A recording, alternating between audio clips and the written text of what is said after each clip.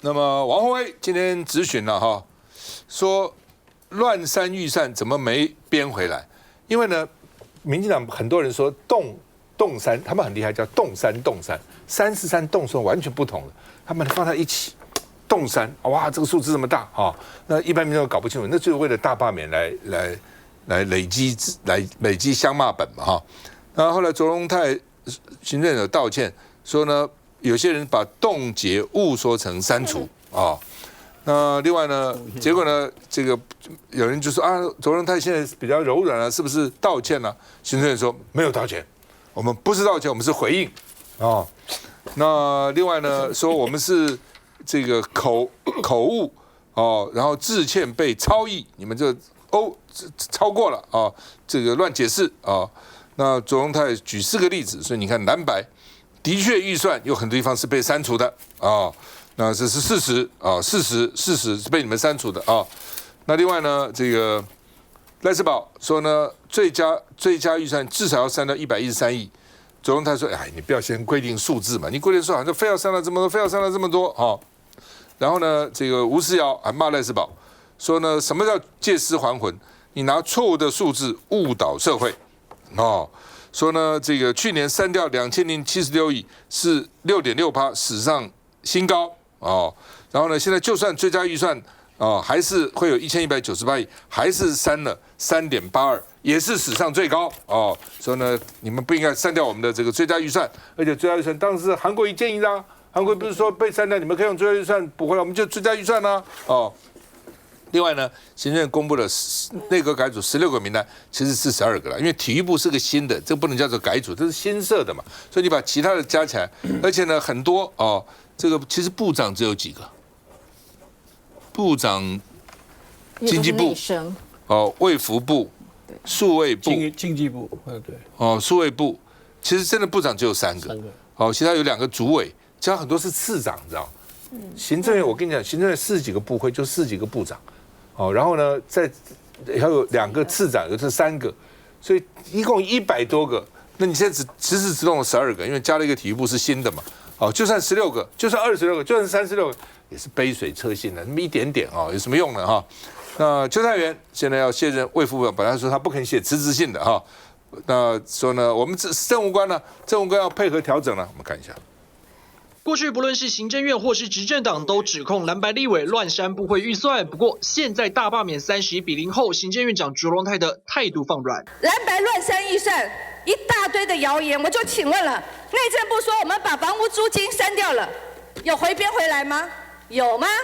来，劳动部说我们把育儿留职津贴删掉了，有吗？劳动部里面的预算书里面有吗？张尊涵马上就要当你的秘书长，说我们把中小企业的预算都删掉了，请问一下，预算书里面有吗？有删吗？当初也许是因为有些冻结，那我们在论述的时候，有没有误会？把冻结跟有没有造谣？冻结跟删除，要不要道歉？如果是因为院长要不要道歉？如果我们乱删，请问为什么这件预算书里面没有编回来？为什么没有？你要不要道歉？报告委员，如果是因为冻结而误说为删除，那这一点我表示道歉。但是冻结之后有回复的部分，我也表示感谢。卓荣泰答询时回应，如果是把冻结误说成删除，这一点他愿意公开道歉，但蓝白依旧十分不满。民众党主席黄国昌就批评赏了民进党一干人等从今年初开始的操作，重重的一巴掌。依法行政4个字对卓荣泰而言，真的有这么困难吗？来，大伟。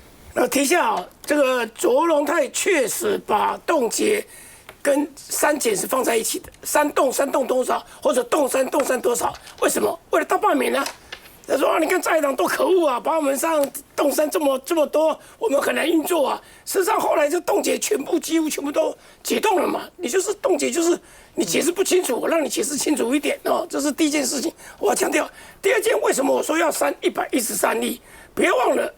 这个主机长来找我，他来找我，我是告诉他，然后黄院长也跟他讲，他是我们叫追加减预算，也就是说，你这个把原来我们删掉2076扣了台电1000亿，那个是另外政策性的，我们就删了1076里面，这个你不能动，因为这是立法院3读通过的，你不能动它。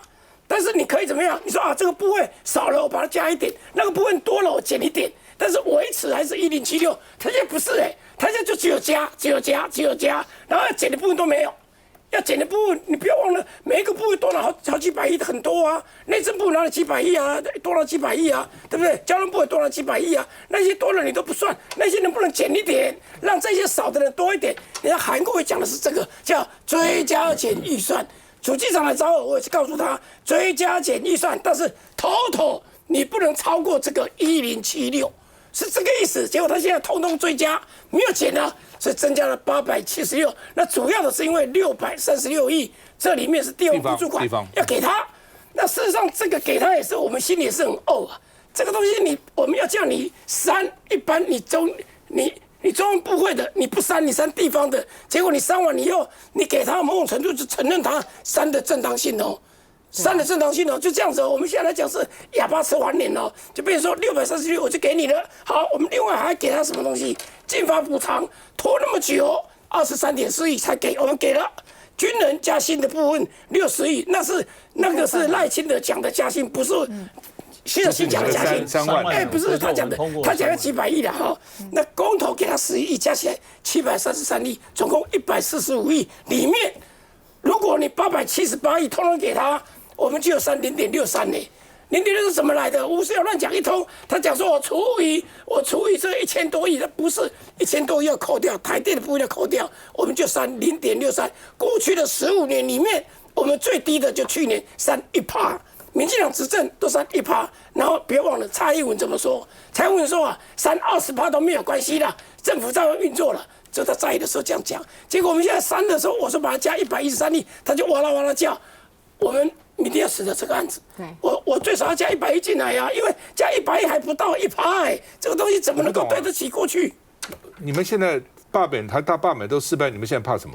是啊，我就地方政府了，我们有执政的县市首长，他们都要开始动用第2预备金，所以他们希望能够赶快拿到636啦。那个636另外了，但是另外你给地方的钱没话讲嘛，就给吧，对不对？虽然本来要中央自己遵解，他就不管，他就都从那边扣，叫你给他嘛。可是这做事他刚刚所讲的，好像他们删的有理一样啊，所以这说不过去啊。我的意思说，除了地方以外。还有那个，我讲，我今天是我就是不给你怎样，你们已经你以用这个理由罢免我来，发动罢免没有成，我还是你是搞什么？你没有罢免，我之前来商量一下，说不要这样好不好？大家强求这有道理。你都已经发动罢免，如果今天你把我罢成怎么办？如果今天在立法院蓝绿是少数，你怎么办？那不是给你予取予求吗？爱干什么干什么，可以这样子啊？你们被他们打一个耳光，再打一个耳光，打一个耳光，打过就随便给你打，有这种事情。现在我老实讲，我听了我都气。我心里是叉，说奇怪，我们党团怎么突然一个气愤了，所以就开始软掉。我们党团现在是这个样子哦，你去看今天提案几乎都没有，说软掉啊，尽量平和。我心里想奇怪，他罢我们就没有平和，我们都赢了，为什么我们还软掉？我们党团现在是有这个气氛的。第一个是我觉得呢，卓荣泰现在不管是他说道歉，或是他现在又改口说没有，我没有道歉，但其实明明就有的都有看到了嘛。然后呢，而且道歉也没什么，也不丢脸的什么。不是，因为你当初确实就是把冻结跟删除讲在一起，弄成冻删嘛，有没有这件事情嘛？当初我们就一直讲冻结归冻结，删除归删除，这是2件不同的事情。他们当初有承认吗？他没有嘛，他们就说没有，冻删是一起的。然后呢，我讲几个给大家听，当初说什么？如果你冻删这么多的话，我们总统府晚上没有办法开灯，还真的几天不开，现在开了，大家各位好朋友，晚上去看看总统府有没有开灯啦。光是这个事情不就很荒谬吗？而且总统府开灯还蛮好看的，很好看。所以这个冻结删除，这个冻结删除冻结部分，我们本来就会慢慢逐一解冻，只要说清楚就好。我们当时都告诉大家了，所以不会有影响嘛。那当时他们就硬要把冻结说成删除。那事实上有吗？没有嘛。好，再来我再讲一个，手语老师现在又出现啦。你去看卓荣泰的记者会，手语老师有没有在？他先前还特别要贴一个说这个钱是由谁卫福部来支援的，现在已经没有什么字啦哈。然后呢，再来就是还有那个什么网络报税跟买车票，他们都说没有办法网络报税跟买车票。今年5月有没有网络报税？有嘛？你买车票受到影响，不能用网络买车票了吗？也没有嘛。我再讲一个，阿兵哥有没有饿肚子？没有啊，何志伟当初乱讲一通，讲说监察院有没有卫生纸？有，监察院那时候有多可恶，你知道吗？我那时候碰到一个，就算是比较蓝营的吧，哈，他就是会参加一些这种相亲的这个相亲活动，好，然后呢，我一桌逐桌的时候，他就说，我以前过去都投国民党，我这次要站出来罢免你们。我说怎么发生什么事吗？他说我是监察院的员工，我现在要自己带卫生纸上班。然后我跟他讲了40分钟，然后我有问他，我说你有没有想过，其实呢不是没有钱，而是他为了让你觉得很生气，所以才叫你自己带卫生纸去上班。后来他想了一想之后，我就跟他讲说，这些冻结案，我问你有没有送冻结案到立法院来了？你送来了，这个有道理的讲清楚的，自然就解冻了嘛。没有人要去说不让你用卫生纸嘛。他们说我那卫生纸他还要写我的名字，不能让人家用，因为这个卫生纸我带来的，所以他屁股上写名字算了。他累积公务人员对这个国民党的仇恨，那时候真的发生。我跟他一个人，我跟他讲了40分钟，旁边的人一直把我拉走，说要去下一桌，没关系啊，然后什么什么。你拿到这一票没有？可能没有，但是我觉得我该跟他好好讲的。我们做立法委员那个预算是我们冻结，我要讲清楚。所以，卓荣泰怎么可以这样子？你等到你这个大罢免没有成功之后，你才说，哎呀，不好意思啦，当时确实又把这个冻结跟删除讲在一起。那如果今天罢免成功呢？所以你怎么可以当初就所有我们被这个事情攻击到，这个好赖世宝委员也有，我也有被攻击到不行。然后呢，结果原来谣言的源头是行政院，这多丢脸的一件事情哦！再来，我要讲的事情就是说呢，这个你现在也没有依法行政啊。你今天说你要追加预算，说要编特别条例，那我就请问，你有依法行政吗？警察人事条例，你当时我们通过的，然后复议通过的，你有编预算吗？没有编嘛？禁法补偿条例你说追加了，可是警察人事条例第一个你没有编嘛？这牵涉到警察、消防人员跟海巡。再来，国军待遇条例你有编吗？你没有编嘛？你说有人弄了一个加薪50几亿在里面，不是那个就是一个很小的一个金额。大家不知道国军待遇条例提出来以后有多少？有30%的没有提前退伍，就跟过去相比，军校招生也招的比较多了。军校招生的报到率满额超收，然后呢，在很多民众来询问我之前退伍了，想要再入营，规则是什么？还有人问我现在，因为现在人都体力很好嘛，那他可能假设说他20岁的时候他就入伍了，那加20年，他40岁的时候他就要退啦。40岁这个正是体力强健的时候，那他可以继续做啊，他就会来问说我没有办法修法，那可能可以延长好这个役期，但是呢可以增加考核嘛？你的体力如果够，你的能力如果够，可以多做。我觉得非常有道理，我们都在准备这些修法了。为了这些国军，是不是可以战力提升？是不是可以抗中保台？今天赖清德直接讲说他就不要编，而且我昨天质询的时候他说提暂时处分财化法他们是说要释宪，没有提暂时处分，他们对军人还直接提暂时处分。你说一个3军统帅做到这样，让不让人心寒？最后我再补充一件事情，赖清德不是说要让什么国军搭商务舱嘛，对不对？结果弄到最后9月3号军人节1天。好，这个华航长荣幸1天，那大家知道国军的请假规则，基本上你3天10天前你就要请了。我就请问，现在已经8月27号了，到底有谁可以去搭那个商务舱？所以你们不要就是弄一些口惠而实不至的东西，你就好好的去照顾军人，提升战力，不要每天讲什么抗中保台，结果真正要照顾国军的时候，那只占你今年提出9500亿预算里面3%，哪里来的大幅增加支出？那天宝哥问的时候，他说他还呛宝哥，他说你做了这么久的立法委员，你不知道大幅增加支出的话，必须要跟行政院讨论吗？不是嘛？9500亿里面的300亿左右是占多少比例？我就3%到5%里面有很多吗？华航跟长荣给赖清德面子，所以搞个9月3号。他也会搞几个样本，告诉记者访问啊，他们有升等啊，一定会有了但那个不是长久之计嘛我觉得你国民党要仔细去想一想看。今天如果说那天你们被罢免超过6个，而且民进党在立法院超过半数，你告诉我会是什么状况？柯建铭早就预告了，把你们修法都抓起来啊！不是讲过吗？你们这4个，你也不要笑，包括你们4个都抓起来了，刑法1条办你们了。这是因为他没有通过，否则的话你们还能坐在这个地方，对不对？现在都知道检察官都搜索你们，都把你们抓起来了。哦，他这样对你们，你们这样过了就这么客气啊？就算了。什么刚刚讲什么行政院改组什么换16个人，就算了。内阁总辞，不是老沈昨天不讲吗？你不总辞，不准你进来。你现在怕什么？现在罢免不了你了，你原来还有点怕被罢免，现在到了你们任期结束都不能罢你啊！你当然要硬起来啊，否则那些支持你们不同意罢免你们那些都250啊，都看着你们这样被耍，我看了都生气。休息再回来。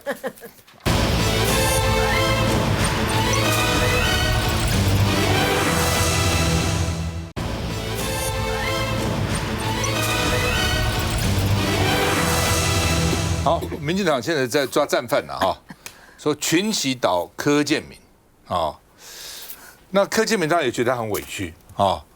那先郭国文轰柯建铭，说你是假传圣旨，背离民心，不发那1万块啊。那这个后来林淑芬也跟进啊。那柯建铭现在就说了，煮豆燃豆萁。豆在釜中泣，本是同根生，相煎何太急。大罢免是要穷尽一切可能让民进党的国会过半，这有错吗？有错吗？难道罢团也错了吗？我错了，那曹兴诚也错了吗？对不对？他们都错了吗？所以呢，现在你们还是不要来骂我了，多注意风灾及关税的问题吧。我是承担大局，你们骂我啊？那王世坚也在加码说柯建铭不要老是说谢谢指教，要说谢谢收看，本人要收摊了哈。那王世坚说柯建铭目的正确，不择手段哦，给最后的温柔，相信他听得懂哦。那另外呢，这个民进党的立委啊说呢，党团要改变路线，不能像这样哦，因为呢。这个到底是对话还是要对立？到底你们要搞什么哦？那另外呢，黄国昌说真恶心呐！你们现在这些民进党委员就去切割柯建铭，对不对？你们当时暴力攻击哪一位没有做？你们谁的手是干净的？谁的手是干净的？哦，都现在就是洗那个手，就像当时把耶稣弄成挂十字钉这样，然后呢，他们就洗个手，说我没有啊 ，wash my hand。哦，我手没事哈。那另外呢，这个蔡其昌也冷回说呢，这个党团要2026年2月才改选呐。哦，所以我怎么去接柯建铭担任总召？怎么可能哦？那另外呢，苏巧慧说呢，他现在也不愿意柯苏配哦，说比我适合当干部人非常多。民进党有5个女性干部都辞职了啊。那另外呢，游盈隆说赖清德应该做3件事情。哦，这些人应该鞠躬道歉。第一个，民进党中央及立院党团应该公开向社会道歉，平息众怒。第二呢，柯建铭应该率7个核心干部，哦，然后呢，像沈伯洋等等，哦，加上什么样这些人，也要3鞠躬道歉跟社会。另外呢，内阁改组，如果仅限有4、5个人是无济于事的，那现在说有16个其实也是无济于事了哈。那另外呢，这个媒体就说，民进党委员说。柯建铭假传圣旨，那赖清德不是昏君无能吗？你都不讲话，你让柯建铭这样做，其实讲实话了，柯建铭当然大家是觉得他实在是这个实在是表现很要命。那时候在立法院也不肯提对岸，一发言就发言引挺，讲半天的了。但是柯建铭真的一个人干，柯建铭不是自己讲吗？去年1月10号，民进党一选完，他就立刻找了去看了赖清德这个还有卓荣泰，就讨论要罢免啊。那你们那时候有没有同意他呢？那时候当场就说不可以这样，不好，不对，不可以这样子，本来就不可以这样子啊，哦，对不对？那这不就打断了吗？你们一定是你还记得赖清德出来说青鸟飞出来了，青鸟飞出来，都记得言犹在耳啊。怎么现在又开始要跟柯建铭划清，都完全是柯建铭一个人呢？怎么会柯建铭一个人？他一个人哪有这么伟大呢？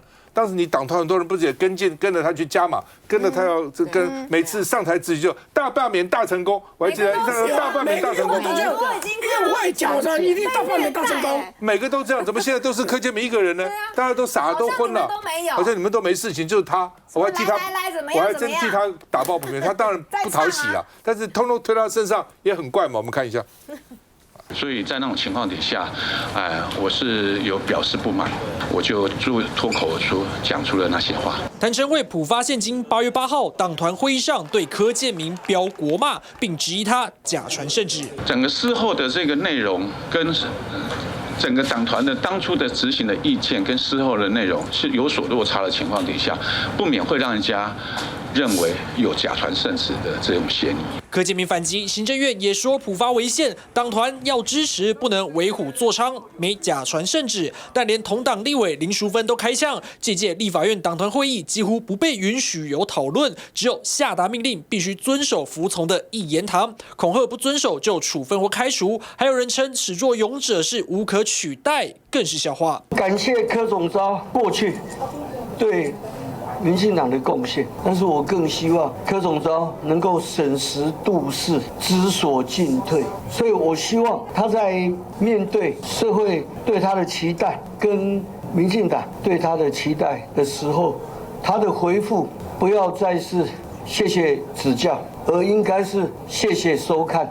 柯建铭过往采取对在野全面对抗路线，在大罢免全军覆没后，绿委纷纷发难，连民进党团干部都爆发请辞潮。而总统赖清德每周三召集的高层会议，从8月6号起扩大纳入党团七长，都被解读是逼宫柯建铭，要他释出兵权。总统府回应，总统充分表达国会党团自主，但党内开第一枪的郭国文可是嫡系中的嫡系，没有赖清德点头，可能骂得这么直白吗？那郭成。我是觉得柯建铭，我不见得全部喜欢他，但是到现在为止，我看起来还是蛮可怜他的。这个很明显就是民进党在内斗嘛。这里面有2个问题。刚才赵大哥所讲的，一月份的时候，柯建铭这个人虽然看起来很讨厌，但是他有时候讲话很真诶，他是讲。赖总统、卓院长还有柯建铭，你们3个人就开始制造国会冲突，然后准备大罢免，来这个你们立法委员选输了以后，就去做罢免的动作。人家最起码的话，柯建铭啊，拍胸脯就是讲对啊，是我讲的啊。但是问题现在呢，全部把他的所有责任，我请问赖总统，你没有责任吗？请问卓院长，你没有责任吗？你连刚刚我们4位同事听到你讲这些煽动预算，我每一个都做气你的呢。但是我说实在的，今天你的国会改组，我说实在，这个换汤无换粒，加先加大，所以这些改组啊，等于也是没有用。内阁改组，所以对内阁改组。那我是觉得这样，这两个有一个问题。第一个，郭国文是谁的人？赖清德，当然是赖清德的人。那为什么他要开炮？很简单呐、没有皇上下令你会开炮，我才不相信呢。第二个，林淑芬，那本来这些臭俗啦啦哈，他最喜欢骂人，那顺便去骂一骂。可是他为什么出来骂？他在斗苏巧慧嘛，他们为了新北市，所以我简称他们这些动作就是民进党在内斗嘛。那另外一个赖清德为什么要这样？用过就丢嘛，他的个性就是这样。他要做什么？他要来做一些把所有干部都换掉的时候，他把这些重要的干部，要回归到民进党中常会去练习哦。那干什么？他就是党政军，通通包啊党团，通通一把抓。这是赖清德第二个动作嘛。所以我是觉得，有时候民进党这种内斗，大家看一看就好。还是台湾人民还是要有理性对待现在霸道的政府。接下来再回来。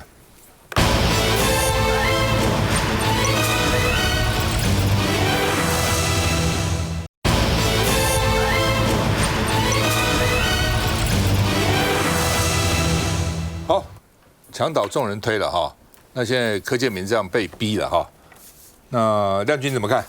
同不同情他？我我觉得哦，当然在从去年到现在啊，在立法院里面很多的攻防啊，当然柯总召也做了非常多在关键时刻一些重要的决定，带领整个党团在立法院里面来这个捍卫整个执政团队相关的预算跟法案等等的。但当然在整个大罢免结束，然后以及因应现在整个包含行政团队的内阁调整哦，在现在这个时刻，不论说是内阁调整，亦或是党团的干部接下来有所调整，我想接下来想要展现的是一个态度的问题哦。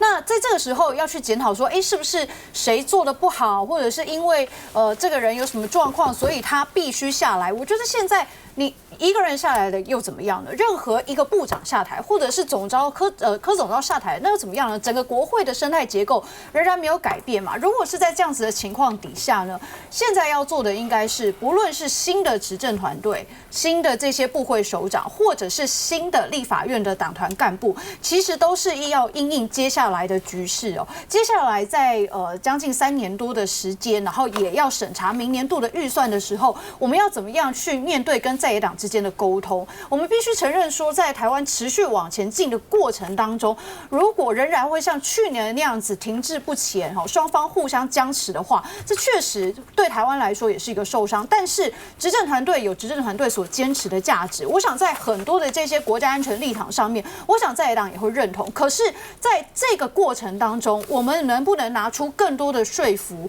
的这一些立场跟态度，来去在立法院里面去沟通跟协调？否则到了明年审查明年度的预算，如果全部整个总预算被退回，或者是又像去年那样子，很多有一些跟民生相关的社会住宅这些预算也真的被删除了，痛苦的是人民啊！所以我想这对执政团队或在野的支持者来说都不是好的事情。所以现在的执政团队，我想我们在中央跟立法院以及在地方，我们要展现的是我们的态度跟立场，会积极的让台湾能够持续往前进。小心。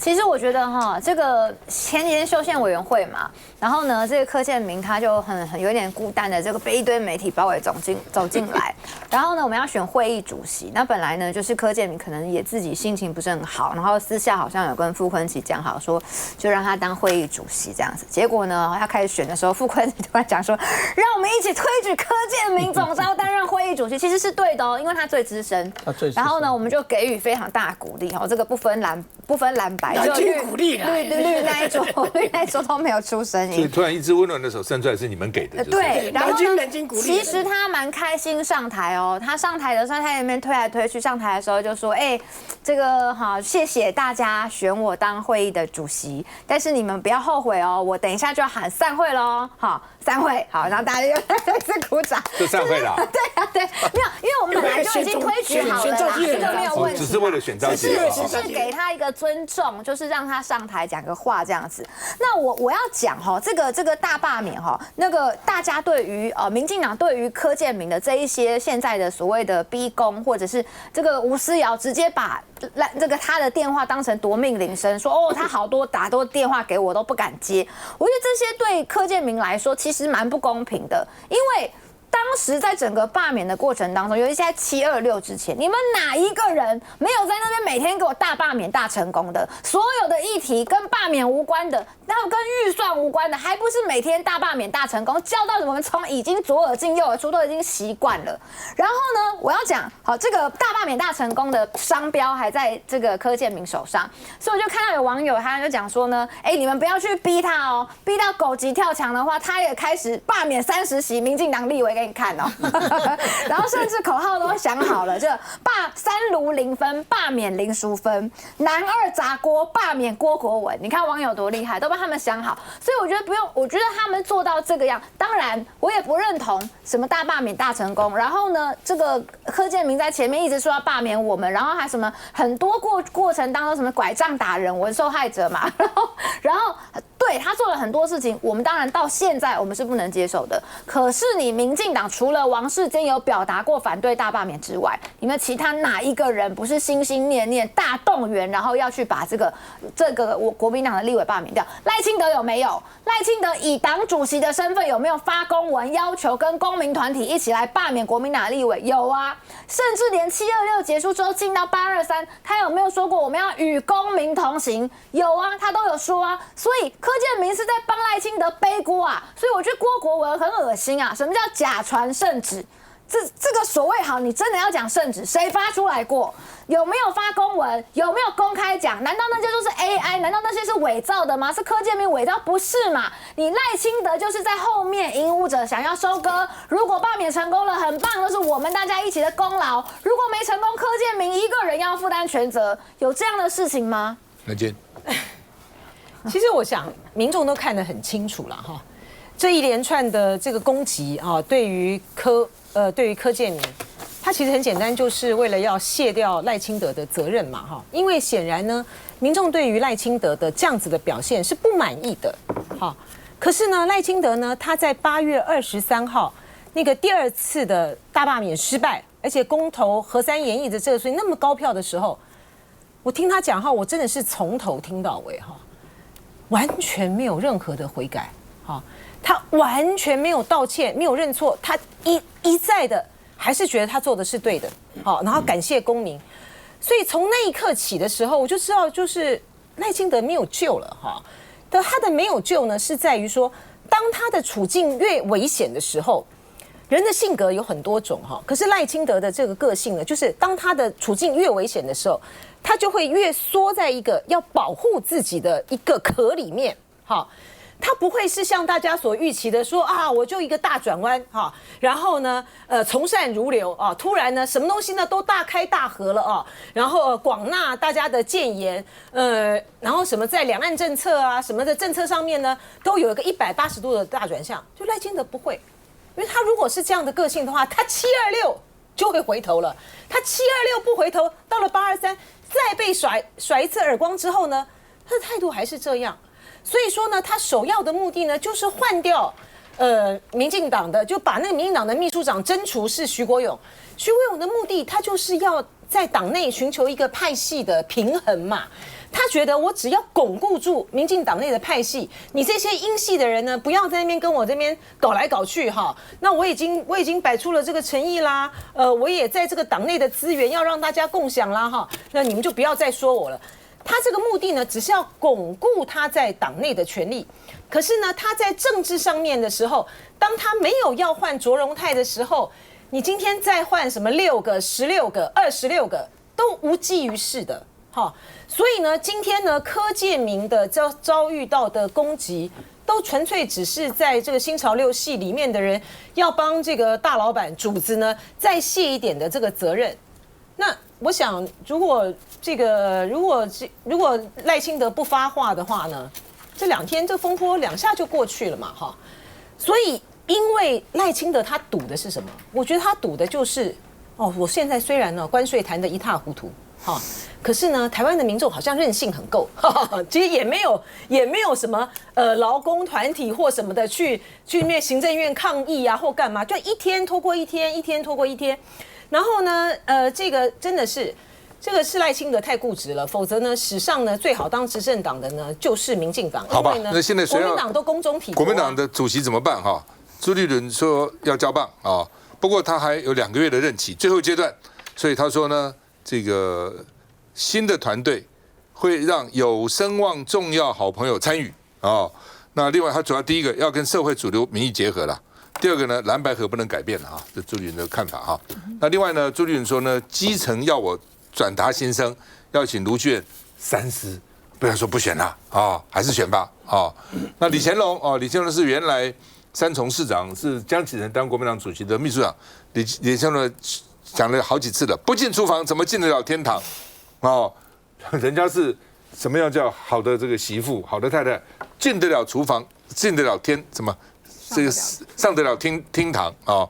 那另外呢，就是李乾龙说，党主席卢妈妈不要，就叫黄妈妈吧。那黄妈妈不行，柯妈妈也可以嘛啊。柯妈妈好，那有道理。黄敏惠有道理。黄敏惠被点名以后呢，黄敏惠说：“哎呦，怎么到我呢？国民党人才很多了，妈妈也很多了哈。”好，那今天谢点林彰化县议长也出来了。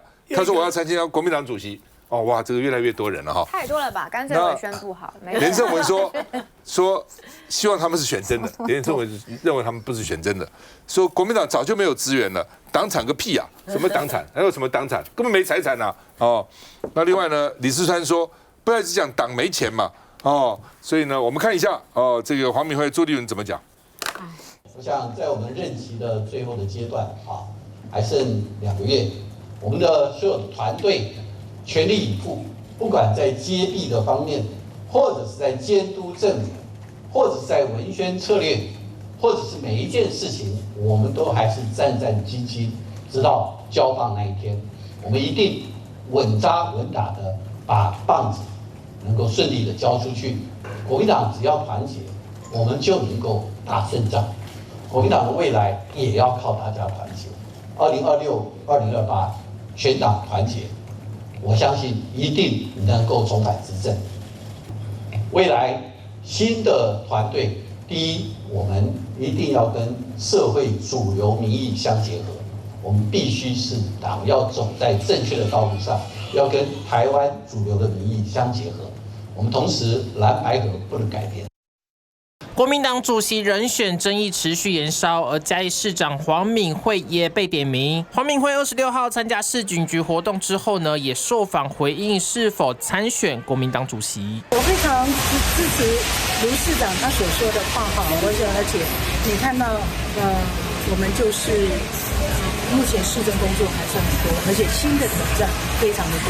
对每一个县市长来讲，你可以看到每一位县市长都非常的认真努力。针对党主席的人选，黄敏惠是强调国民党人才济济，也坦言知道很多人对国民党都有很大的期待，而他也说到，相信大家会有更大的共识，推选出更好的人选出来。而国民党前秘书长李乾龙就是点出黄敏惠市长可以来参选国民党主席，只是黄敏惠强调，现阶段还是以市政的工作为优先。来，柯妈妈，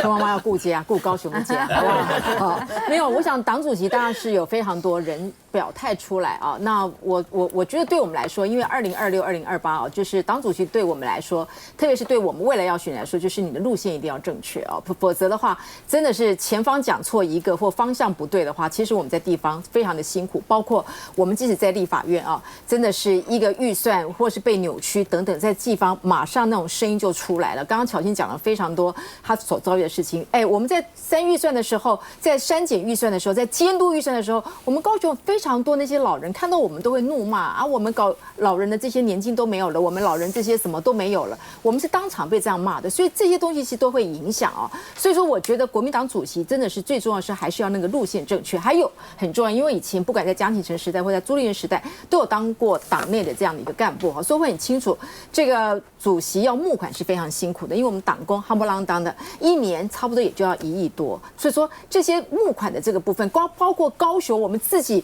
在当主委的时候，我们都要自己去募款。高雄那么小的一个地方，一年大概也都要700-800万的人事费，你看看，那都要你自己去募款，更何况一个大的党中央。所以如果说只是会讲话，只是敢冲锋陷阵，然后这个部分当然可以得到我们非常多我们支持深蓝的铁杆的票，但是你要面对我们2026跟2028，所以对我们来说的话，整个国民党的一个路线是不是能够贴近中间选民，更是更多选民的一个支持，这对我们的选党有帮助。还有部分就是未来真的还是需要一些粮草。李四川这个副市长说，不要一天到晚谈钱的事情，可钱真的是非常的现实，非常的务实了。李四川意思说，好吧，等再谈李四川什么意思？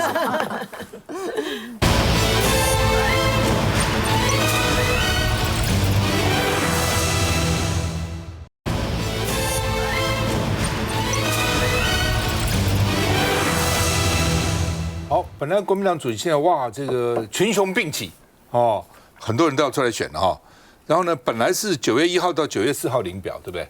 突然今天中常会哈，由这个傅崐萁的支持的中常委出来啊，建议提议延后14天，所以变成呢，这本来1号变成9月15号领保哦，然后呢，这个18号登记，然后但是投票还在原来的10月18，为了配合那个全代会。好，所以因此呢，投票10月18，但是为什么突然延后2个礼拜？